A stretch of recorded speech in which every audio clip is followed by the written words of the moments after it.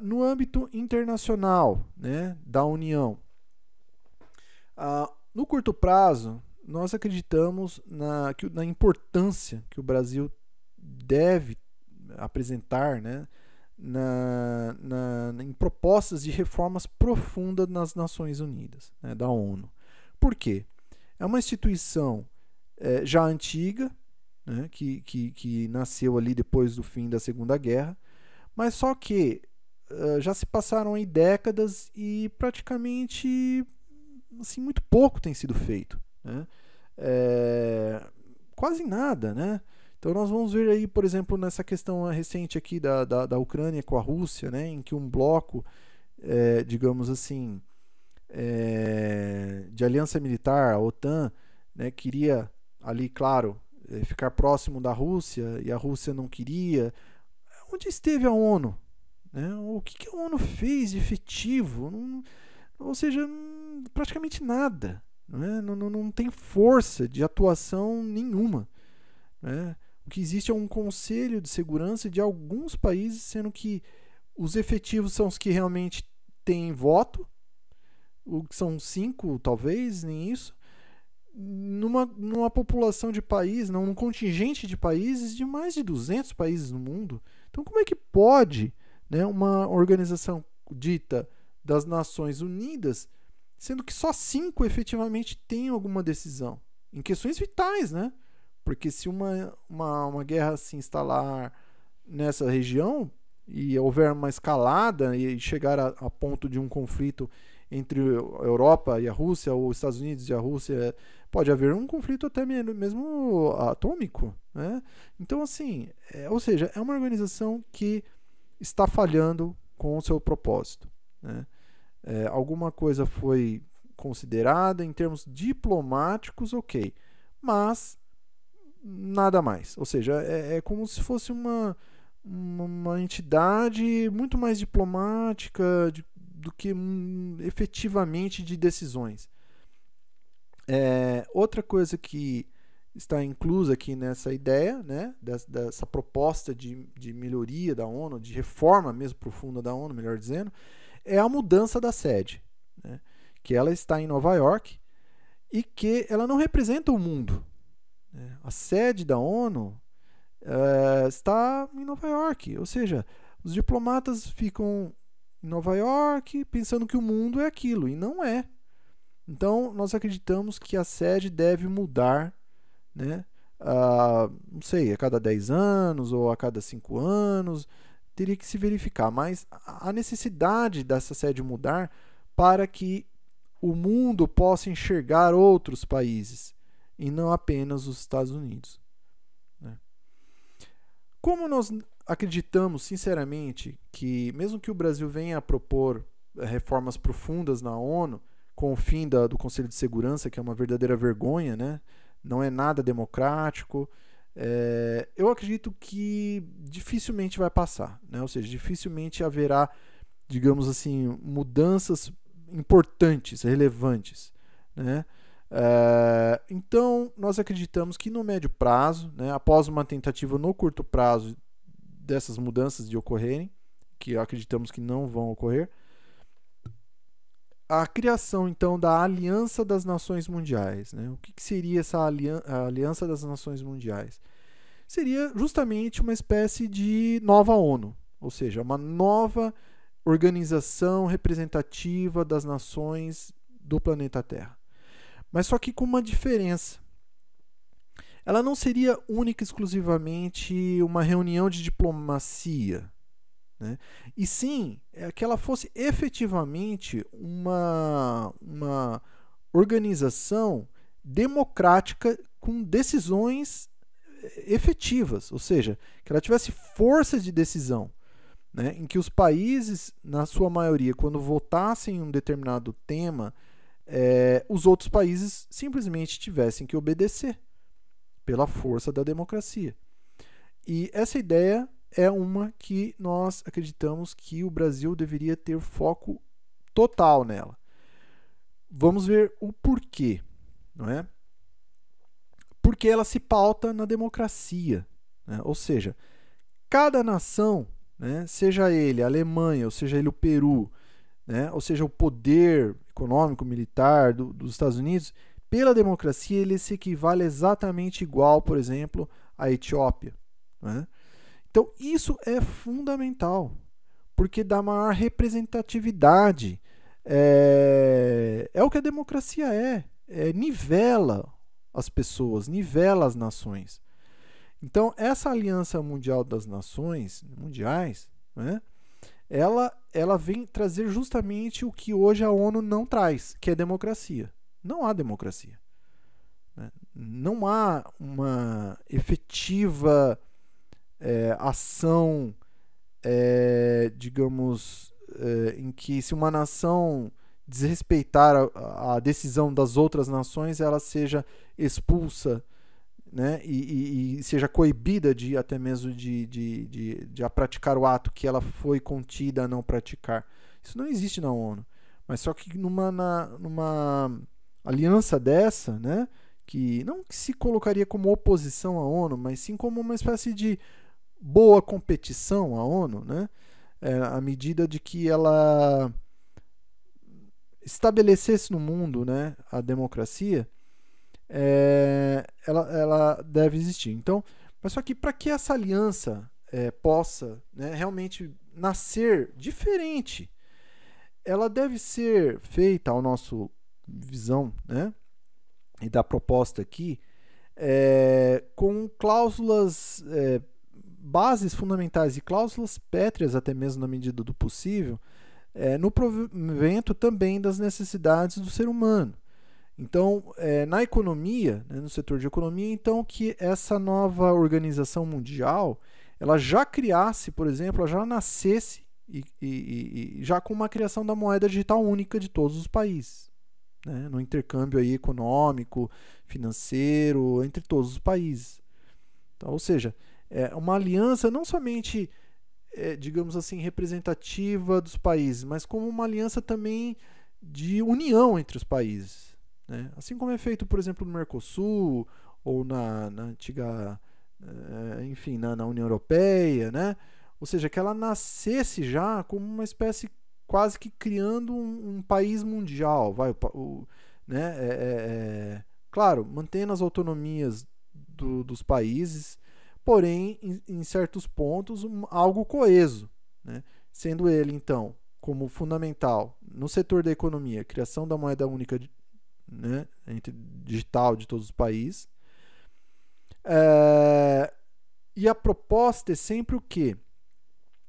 A substituição do lado pessoal, né, ou seja, do lado unitário, do lado individual, em detrimento do coletivo. Então, ou seja, na questão da moeda, por exemplo, hoje, que a número 1 ali é o dólar americano, né, e que faz com que esse país exerça uma dominação sobre os outros países, à medida que sua moeda é forte, ela pode comprar muito facilmente, né, empresas dos países onde ela quiser, ela pode manipular o preço dos produtos, ou seja, ela pode usar esse fator da moeda como dominação, né? E isso é ruim para todos os demais países do mundo.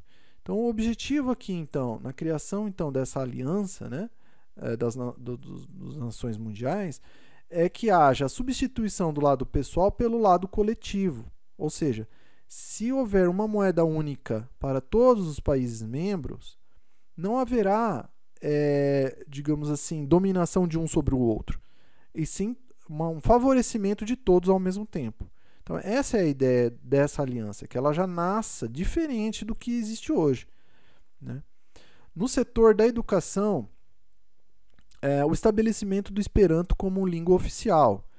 Ou seja, novamente aqui nós temos o Esperanto, né, que é uma língua universal, muito fácil de todos os povos de aprenderem, tanto da Ásia quanto da Europa, quanto da América, ou seja, é da Oceania também, né, é uma língua muito acessível, todos podem aprender, e que o Esperanto fosse efetivamente adotado como língua oficial, até mesmo nos congressos do parlamento, né, dessa aliança, entre os membros, né, do seu corpo administrativo, enfim, os representantes das nações também se comunicassem em Esperanto.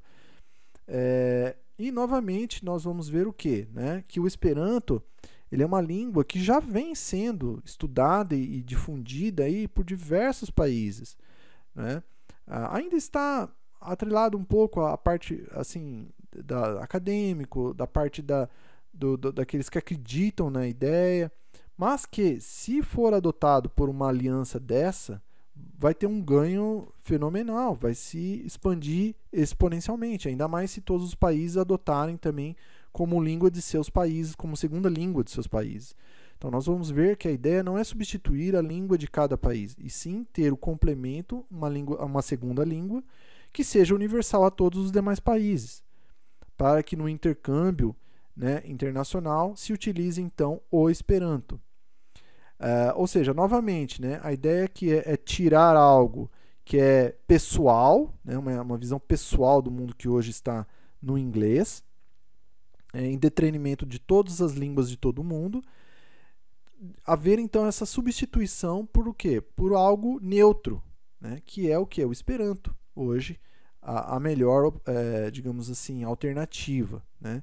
Então, ou seja, fazendo com que todos os povos possam aí ter uma segunda língua de comunicação, fortalecendo aí a todos, né? Essa é a ideia.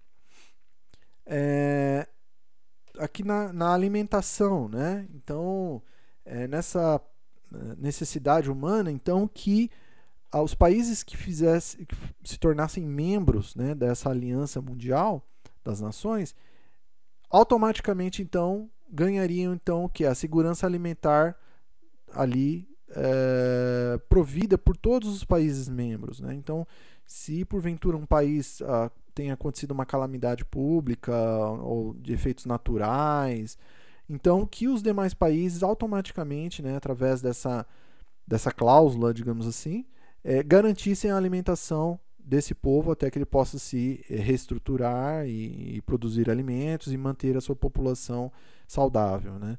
Então, essa é uma ideia. No trabalho, né? Então, a adoção de regras de direitos trabalhistas e garantias previdenciárias comuns. O porquê disso? Atualmente acontece muito que um país que, por exemplo, não adota nenhuma regra trabalhista. Então, o que acontece? Utiliza-se a mão de obra praticamente pagando o salário que quiser, sem garantia nenhuma de previdência social, o que faz com que os preços dos produtos, sim, eles sejam mais em contas, mas pautado justamente nessa falta de igualdade entre as nações nesse sentido, porque essa nação adotou essa forma, a outra não, já como tem direitos trabalhistas, previdenciários que garantem o bem-estar da população, mas o preço dos produtos são maiores, logo são menos competitivos e sofrem então nessa, digamos assim, nessa competição desleal, né, entre os países. Agora, se as nações aderissem, né, a essa aliança nesse quesito, já com regras básicas, digamos, comuns, faria com que o preço dos produtos seriam equânimes, né? Então, fazendo com que haja ali uma maior possibilidade, né, de produção por todos os países, fortalecendo todos os países, e não somente a um único apenas, né, que utiliza o seu próprio povo para utilizar como mão de obra semi-escrava e ganhar dinheiro com isso, né, fortalecer sua economia única e exclusivamente, né? Então haveria o que? Uma distribuição das oportunidades por todos os países membros, né? No setor da habitação, né? Então que todos os países que já fizessem parte então da aliança assinassem já automaticamente então um comprometimento com as metas ambientais, então do uso da energia limpa, do plástico biodegradável, de um programa, né, inclusive que acreditamos aqui que seria o das novas Amazônias, entre aspas, né? Ou seja, que outros países passem então o que? A plantar, justamente quem sabe por que não, constituir regiões de reflorestamento tão grandes quanto a Amazônia, né? Ou seja, utilizar o seu território para o plantio de árvores, fazendo com que, caso então haja uma redução no Brasil, que outros países compensem, ou seja, o mundo não perca como um todo, né? Claro que isso não possibilita ao Brasil desmatamento ilegal de forma alguma, né? Que o Brasil deve se manter, né? na eliminação aí do corte das árvores, mas que haja também por parte dos outros países o quê? A criação de novas regiões densamente de floresta, né? E a religião também, né? Como com a difusão do conteúdo moral universal, né?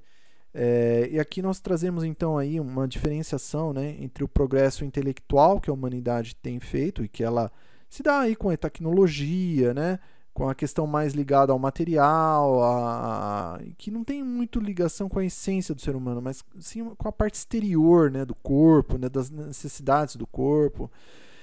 E já o progresso moral, que é aquela que lida mais com a questão do relacionamento com o próximo, né, da caridade, do respeito, né, da tolerância, que está ligado mais a uma questão interior ao ser humano, né? E o porquê também se adotar isso a nível mundial, né?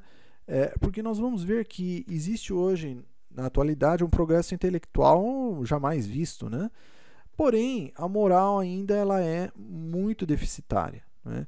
Então, a ideia é o quê? Unir as religiões de todos os países membros, né, na criação aí de consensos religiosos e, novamente, do conteúdo moral que cada religião tem e na difusão desse conteúdo moral em todos os países, né? Então, ou seja, os países que fizessem membros já automaticamente aderissem, então, o quê?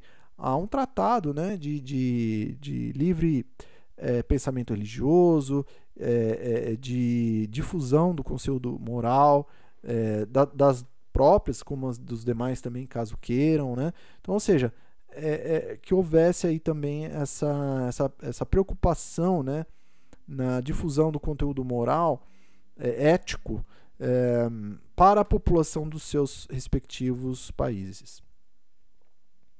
No setor da saúde, né, novamente nós acreditamos aí então na adoção dos jogos cooperativos como única modalidade de esportes, né? Então os jogos cooperativos ampliados, né, utilizados aí por todos os países do mundo, traria justamente o quê? Né, a desconstrução dessa ideologia do número 1, né, do eu superior a você, do eu mais que você, não é? Dessa questão do ganhador, do perdedor, que muitas vezes esse ganhador se utiliza até de meios ilícitos, né, porque quer de qualquer forma, né, ser o ganhador, por uma ideologia de cooperação em que todos são vencedores. Então, a difusão dos jogos cooperativos em nível mundial, ela traria, né, para todos os povos essa visão do coletivo, né, de todos se esforçarem em se ajudar para que todos fiquem bem, né? Através dos esportes, isso poderia trazer essa cultura, poderia se estabelecer essa cultura do cooperativismo, da cooperação, né? Bom, aqui na área da cultura, né, então automaticamente os países já estariam ali, então, vamos dizer assim, adeptos, né, a um programa de ampliação cultural constante.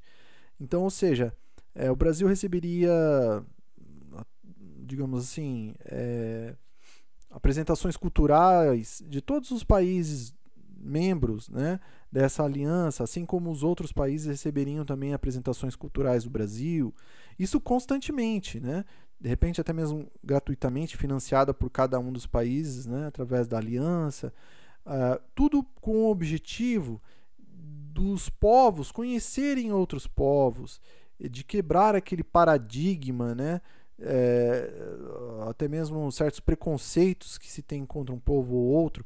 Quando se tem contato com a cultura de outros povos, se quebra isso, porque se conhece a realidade, se conhece outras formas de expressão, outras formas de viver, se conhece efetivamente um outro povo, se introduz pelo menos, né, conhecimento de outros povos que favorecem a união. Né? Então, esse seria um ponto aí, né, já automaticamente incluso. Segurança, né? Tratado de defesa mútua entre todos os países membros automaticamente incluso.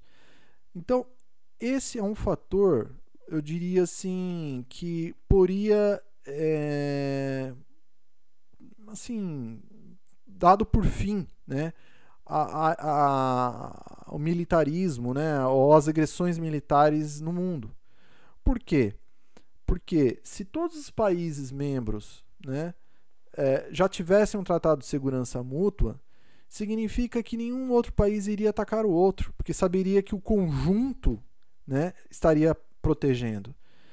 Então, ou seja, novamente, a substituição de uma individualidade, ou seja, de um único país dominante, dividindo o poder, né, até mesmo nessa área militar, entre todos os outros. Então, por exemplo, um único país, os Estados Unidos, ele não atacaria um outro país porque saberia que o mundo inteiro, né, entraria em defesa desse país. Ou seja, os Estados Unidos, por mais que fosse potente, não faria isso, né? Porque contra uma força mundial militar não teria chances, né? Então, ou seja, isso é fundamental. Eu acredito que apenas com essa aliança, digamos assim, nesse formato, né, de instituição representativa, de união, de fortalecimento mundial, de forma democrática, conseguiria obter, né? Porque da ONU, da forma como está, não se tem isso. Ali, digamos, no Ministério dos Transportes, né, a nível mundial, a adoção de veículos, trens, navios e aviões que utilizem como fonte de energia limpa, né? E aqui trazemos o exemplo dos veículos, né, das formas de locomoção utilizadas com o hidrogênio, né? O combustível é o hidrogênio. E a reação do hidrogênio é água limpa, né? Ou seja, é zero poluição. No Japão, nós já temos o primeiro veículo ali feito totalmente com propulsão a hidrogênio. Na França, já existe o projeto de aviões, né, pela Airbus de zero emissão de carbono, baseado no hidrogênio. No Brasil, nós já temos o ônibus híbrido, né, a hidrogênio, que foi feito lá no Rio de Janeiro, na universidade de lá. E na Alemanha, uma parceria também com a França, já existe então a primeira locomotiva, e o primeiro trem movido a hidrogênio. Inclusive, nós acreditamos que esse também é um outro foco que o Brasil deveria simplesmente adotar como matriz energética de transporte. Até mesmo aproveitar que algumas empresas que fabricam carros deixaram o país e que deixaram aí todo vamos dizer assim, locais de produção de veículos, funcionários altamente treinados na produção de veículos que poderiam ser aproveitados, né, na construção de novos parques de produção de automóveis focada exclusivamente no hidrogênio. Ou seja, o Brasil deveria adotar o hidrogênio como matriz energética na questão do transporte, né? Ele seria mais barato, não poluiria, zero emissão de carbonos. Então, assim, o Brasil ganharia de forma assim, estratosférica, né? E é interessante porque a energia elétrica, pelo menos para uso nos carros ou nos meios de transporte, ele já é até ultrapassado, porque as baterias elas são grandes e pesadas. Então, já o hidrogênio não, com apenas alguns cilindros, né, semelhantes aos do GNV, você consegue estocar esse hidrogênio e utilizar ele pela mesma quilometragem, né? E também o reabastecimento é muito mais rápido, né? Então, carros híbridos utilizando aí a energia elétrica, eles levam horas para reabastecimento completo. Já o do hidrogênio não. Em apenas alguns minutos você já consegue encher o tanque. E é uma tecnologia que já existe, que se nós trabalhássemos para, digamos assim, a popularização dessa energia, o Brasil, em médio prazo, estaria na ponta, na vanguarda no mundo, né, em termos ecológicos, em termos até mesmo tecnológicos. Então nós acreditamos que o foco deveria se dar nesse quesito aí. Comunicação, voltando aqui no caso à Aliança das Nações Mundiais, né, deveria então haver a criação, né, automática também, desde o princípio aí, de uma rede de comunicação comum entre todos os países membros, claro, transmitido em Esperanto, né, para justamente já ir popularizando as populações do mundo todo ao contato dessa segunda língua universal que favorece a todos. Por fim, a união, a promoção aí de encontros, né, entre todos os países do mundo para promoção de união mesmo, ou seja, troca